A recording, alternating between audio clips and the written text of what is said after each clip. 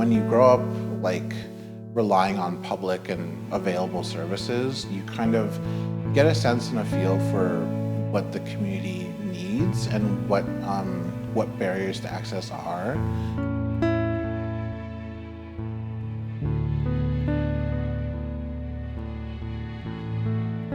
I'm one of those urban Indigenous peoples who traveled and lived in the urban setting throughout most of my career. As I traveled and worked in different areas, a lot of my work were with urban Indigenous societies. And working in those sectors helped me understand the dynamics of what's needed for Indigenous people who live in the city. This project is Indigenous-led and grounded in worldviews using art and storytelling to share knowledge. Our goal is to have this resource used by employers to create safe spaces that are positive for Indigenous people to thrive and grow. My name is John Hill. I'm the Public Programs Coordinator at the Hamilton Arts Inc. I'm Danielle Busno, Anishinaabe Mikwec, and the Indigenous Strategy Training Specialist at Mohawk College. I'm Shelly Hill. I'm the Manager of Indigenous Relations with the City of Hamilton. There are so many challenges and barriers, and so many of them are, beneath the surface. I think for being an Indigenous person in the workforce is quite contentious, because it feels like a lot of places now want to do quick solutions to long-standing problems, and the language and the methodology around addressing those systemic issues hasn't really been codified yet. Indigenous youth particularly face higher barriers as survivors of intergenerational trauma.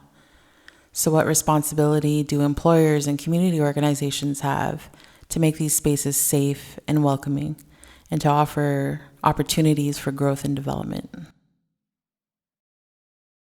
Representation in the arts really matters, because when I was growing up as Indigenous, working class, queer youth, there was nothing else I wanted in the world than to meet somebody who was like me, or somebody who could relate to my struggle or relate to my way of being. We are very visual people. We're very, through our culture, through our ways of being and our connection to the land, and everything that we've learned through our connection to the land, our Thanksgiving address, and giving thanks for everything. All those different animals and everything that we acknowledge through our Thanksgiving address teaches us what it is to sustain ourselves. And we learn from that, and we created our art through that understanding, through that connection. We're the change makers. We are the ones that are working, which was never heard of, where us as Indigenous people were not even thought of, working within a municipality or working in a colonial setting. So it's not easy at all. But on the other hand, somebody has to do the work.